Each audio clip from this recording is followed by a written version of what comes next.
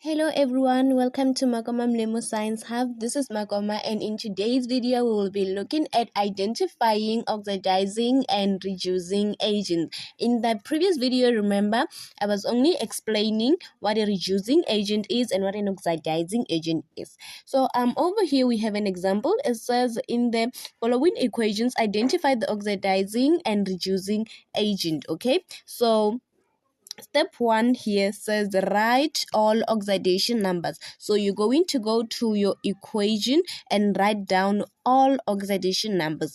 Okay, the oxidation numbers have already been written down for you here, but then I'll show you how we got those oxidation numbers. Okay, so let us start with copper oxide. So we need the oxidation number of oxygen and the oxidation number of copper.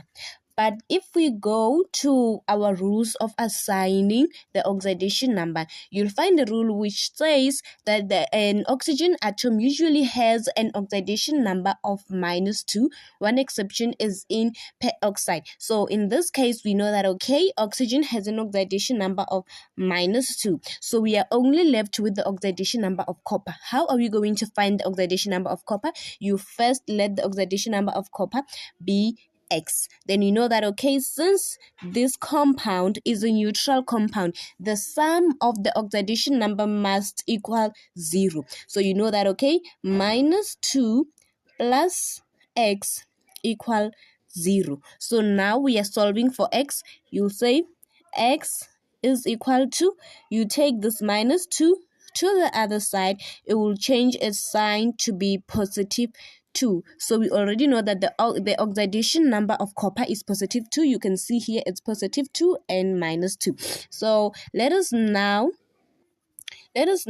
erase these things and look at the oxidation number of hydrogen. Okay, so if we were to go to the rules of assigning oxidation number, you'll find that a molecule consisting of only one element always has an oxidation number of 0 since it is neutral. And you can see that, okay, the hydrogen molecule consists of only one element, which is hydrogen. So the oxidation number is 0. Then now let us go to copper. And again, copper is just copper. It's a pure element itself, so the oxidation number has to be 0. So let us go to H2O.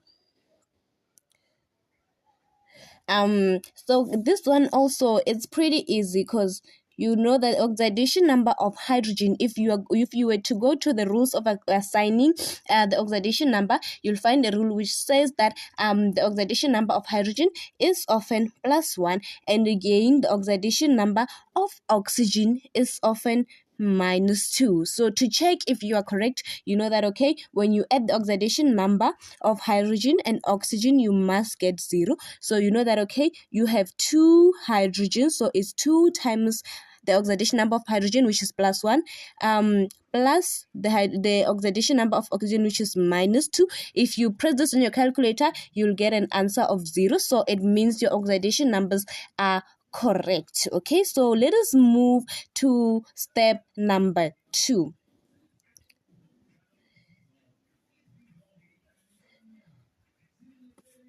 Okay, so step 2 here says identify change in oxidation number for each element. Okay, so you can see that copper started as +2, ended as 0. So you can see as +2, it ended as 0. Then what about oxygen? Oxygen started as -2 and ended as -2.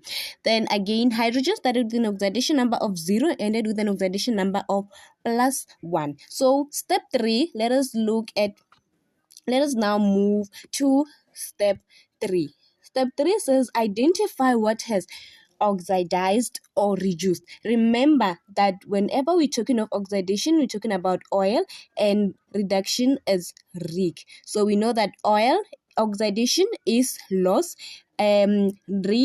reduction is gain. So let us look at which element has gained electrons and which element has lost electrons. Okay, so let us first start with copper.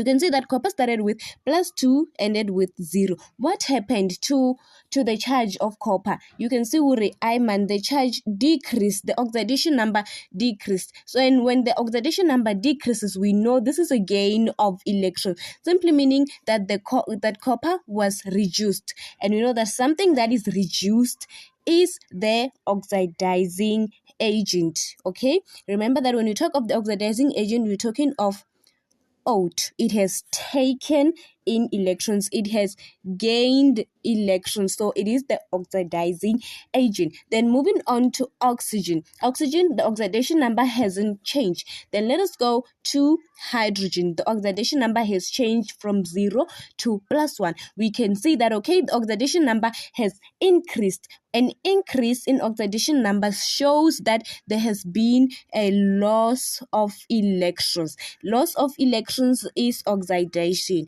So something that is oxidized, it is the reducing agent. Remember, when you talk of the reducing agent, we're talking about red, which means it has donated its electrons, it has given away electrons, causing it to lose some of the electrons. Thank you guys for watching. Please don't forget to like and subscribe to our channel for more videos like this.